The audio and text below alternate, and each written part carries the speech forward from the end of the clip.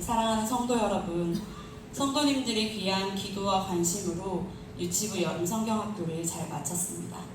우리 아이들이 인생의 최고의 코치 대신 예수님을 따르고 동행하며 언제나 승리하는 삶을 살 수 있도록 지으신 목적대로 살아내고 쓰임받는 귀한 주의 자녀가 되도록 항상 기도해 주시길 소원합니다. 오늘은 존귀한 당신이라는 제목으로 함께 말씀을 나누고자 합니다. 요즘 저는 방학이지만 여전히 월요일마다 학교에 나가 교수님과 학우님들과 함께하는 프로젝트에 참여하고 있습니다.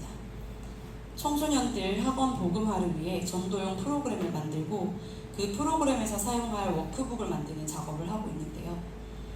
몇몇 현직 교사로 계시면서 학원 복음화 단체들을 운영하시는 대표님들이 가끔 오셔서 도움을 주시는데 학교 현장의 이야기를 듣다 보면 가슴이 답답해져 옵니다. 학교 폭력 문제, 동성애 문제, 청소년 자살 문제 등등 우리 청소년들이 얼마나 이 험악한 세대 가운데 낭떠러지와 같은 곳으로 몰려있는지 모릅니다. 세상은 나다움을 찾으라며 인생의 주인은 너라고 계속해서 아이들에게 주입시키지만 아이러니하게도 인생의 주인이 자신이 될수록 아이들은 더욱 혼란스러워져만 가고 위태로워져 갑니다. 프로젝트를 진행시키면서 아이들에게 기독교적인 색깔을 직접적으로 드러내서는 안 되지만 모든 과정을 마친 후에 하나님이 살아계심을 느낄 수밖에 없게 하기 위해서 어떤 교육을 할 수 있을지 고민을 많이 하고 있습니다. 진화론과 창조론, 동성애는 왜 안 되는지 이런 부분들에 대해 다루는 것에서 이런 이야기들을 주고받았습니다. 아이들에게 너희가 지금 학교에서 배우는 진화론은 틀렸고 하나님께서 너희를 존귀하게 창조하셨으므로 너희는 소중하단다 하고 이야기해주면 아이들은 벌써 귀를 닫아버리고 맙니다. 그런데 아이들에게 어떤 쪽을 선택하고 싶은지 선택권을 주면 이야기가 조금 달라진다고 합니다. 세상에는 너희의 존재의 근원에 대한 두 가지의 설이 있는데 어느 쪽이 더 마음에 드는지 선택해봐 하고 이야기하는 겁니다. 한쪽은 어느 날 우연히 세상이 만들어졌고 그 가운데 사람이라는 것이 유인원 조상에서 환경에 적응하고 유전적 변이가 일어나 점차 지금의 사람이 되었다는 이야기.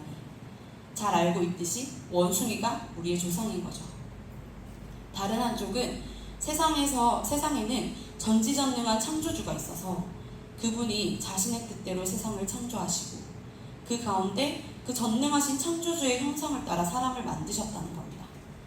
그 창조주는 세상의 어느 것보다 사람을 존귀하게 만드셨고 사랑하고 지켜주신다.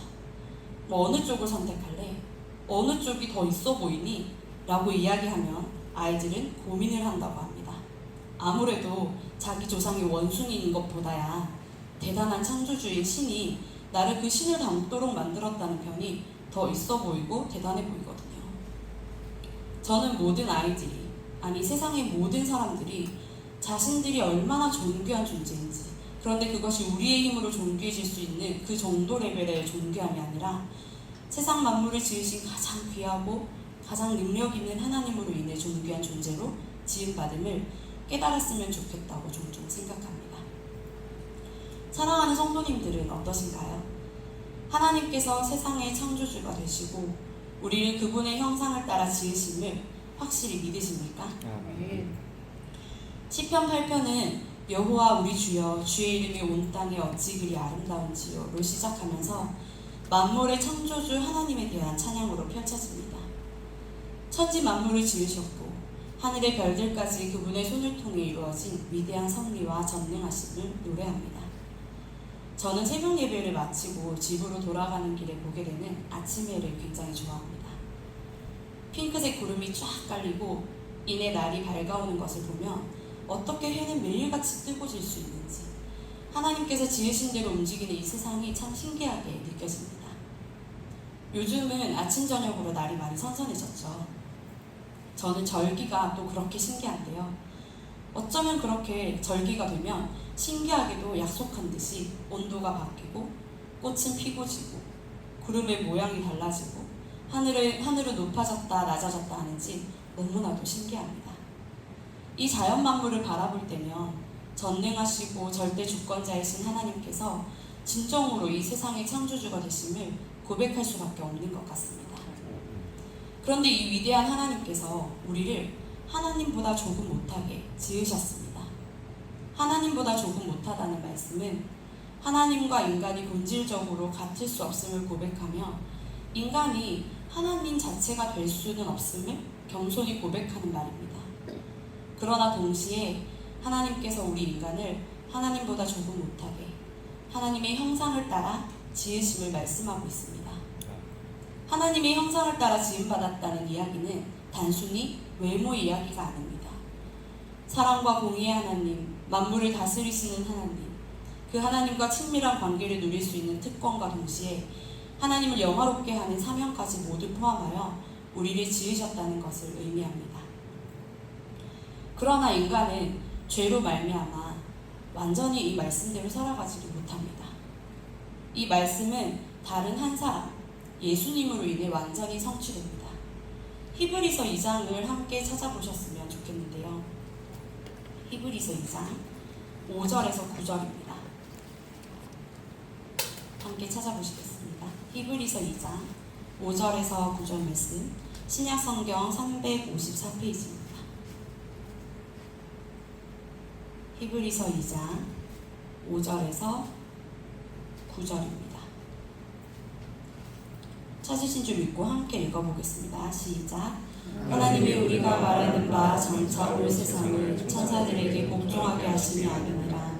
그러나 누구인가가 어디에서 증언하여 이르되 사람이 무엇이기에 주께서 그를 생각하시며 인자가 무엇이기에 주께서 그를 돌보시나이까. 그를 잠시 동안 천사보다 못하게 하시며 영광과 존귀로 관을 씌우시며 만물을 그 발 아래에 복종하게 하셨느니라 하였으니 만물로 그에게 복종하게 하셨은즉 복종하지 않은 것이 하나도 없어야 하겠으나 지금 우리가 만물이 아직 그에게 복종하고 있는 것을 보지 못하고 오직 우리가 천사들보다 잠시 동안 못하게 하심을 입은 자 곧 죽음의 고난 받으심으로 말미암아 영광과 존귀로 관을 쓰신 예수를 보니 이를 행하심은 하나님의 은혜로 말미암아 모든 사람을 위하여 죽음을 맛보려 하십니다. 아멘. 히브리서 2장 5절에서 9절은 시편 8편을 인용하면서 인간은 하나님의 형상대로 존귀하게 창조되었고 만물을 다스릴 청지기로 부름받았으나 죄로 인해 그 역할을 완전히 수행하지 못하는 현실에 처했음을 말씀하고 있습니다. 그러나 이 역할과 존귀함이 완전하게 예수 그리스도를 통해 회복되고 성취됨을 보여줍니다. 예수님은 인간 대표로서 고난과 죽음을 겪으시고 만물을 다스릴 영광을 받으셨습니다. 그러므로 인간의 존귀함과 역할이 예수 그리스도를 통해 완성되며 우리는 그리스도 안에서 이 존귀함과 사명에 참여하게 됩니다. 우리는 존귀하게 지음받았고 그 존귀함과 하나님을 영화롭게 하는 사명은 예수님의 구속사역을 통해 완성되었습니다. 그러니 우리는 오늘날을 어떻게 살아가야 할까요? 첫째로 창조주 되신 하나님의 영광을 위해서 살아가야 합니다. 하나님께서 우리의 창조주가 되심을 인정하고 인생의 목적을 오직 하나님의 영광을 드러내는 데 두어야 합니다. 그리고 그 목적대로 우선순위를 따라 살아가야 합니다. 우리의 삶의 모든 영역에서 무엇이 하나님의 뜻인지 구하며 어떻게 살아내는 것이 하나님께서 기뻐하시는 일인지 기도하며 살아내야 합니다. 하나님께서 기뻐하시는 일은 두 가지입니다. 저희 유치부 아이들은 이제 이걸 외웠거든요. 제가 두 가지가 있다. 첫 번째 뭐지? 그러면 하나님을 사랑해요 라고 해요. 첫 번째는 하나님을 사랑하고 두 번째는 이웃을 사랑하는 것입니다. 그런데 그냥 사랑하는 것이 아니라 목숨을 다하여 하나님을 사랑하고 이웃을 내 몸과 같이 사랑해야 합니다. 일상의 모든 순간들마다 하나님을 사랑하는 사람이라면 이 순간에 어떤 선택을 할까? 이웃을 사랑하는 사람이라면 이 순간 어떻게 반응할까 생각하며 살아내어 하나님께 영광을 돌리는 저와 여러분이 되시길 기도합니다.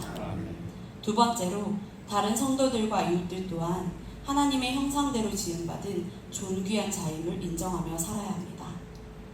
자기 자신뿐 아니라 이웃, 심지어 가장 연약하고 소외된 이들까지 하나님의 형상으로 존중해야 합니다. 함께 신앙생활을 하고 있는 저 집사님, 함께 피택받은 저 집사님, 새롭게 교회에 온 연약한 성도님들을 하나님의 형상대로 지음받은 존귀한 자들임을 늘 기억하며 사랑하고 섬길 수 있는 우리가 되길 소원합니다.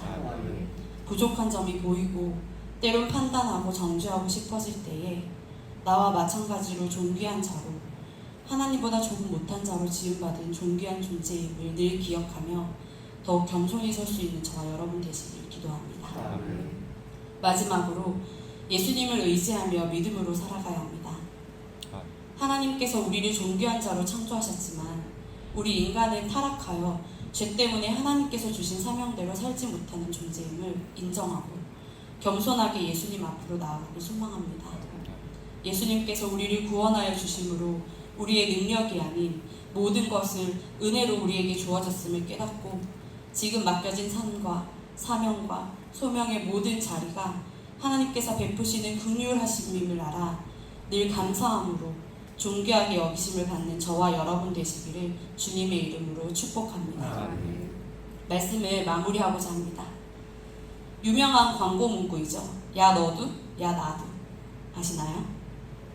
야 너도 존귀한 자이고 야 나도 존귀한 자입니다. 우리가 서로를 그렇게 여기며 하나님께 영광 올릴 수 있으면 참 좋겠습니다. 유치부 아이들을 보면서 참 귀하다, 너무 사랑스럽다, 존귀하다는 것이 너희를 두고 하는 말이구나 하고 생각하게 되는 이번 여름 성경학교였습니다. 수요일 새벽마다 이 자리에 서서 성도님들을 보면서 너무 귀하다, 다들 너무나도 대단하시다는 생각을 매번 합니다. 진심으로요. 나는 평신도였으면 이 자리를 이렇게까지 지켜낼 수 있었을까? 저렇게 간절히 기도할 수 있었을까? 하나님이 가장 연약하고 가장 흔들리기 쉬운 나이기에 이 자리에 세우신 건 아닐까라는 생각을 여러분들 보면서 합니다.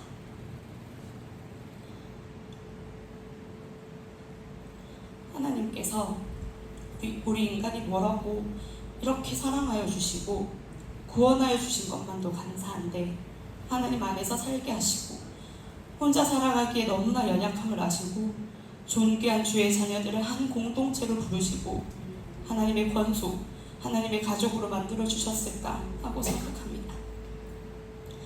오늘 하루도 존귀한 하나님의 자녀로서 하나님께서 창조하신 아름다운 세상을 마음껏 누리며 서로를 더욱 존귀히 여김으로 넘치는 기쁨 안에 하나님의 영광을 드러내며 살아가는 저와 여러분이 되시길 소원합니다. 기도하겠습니다.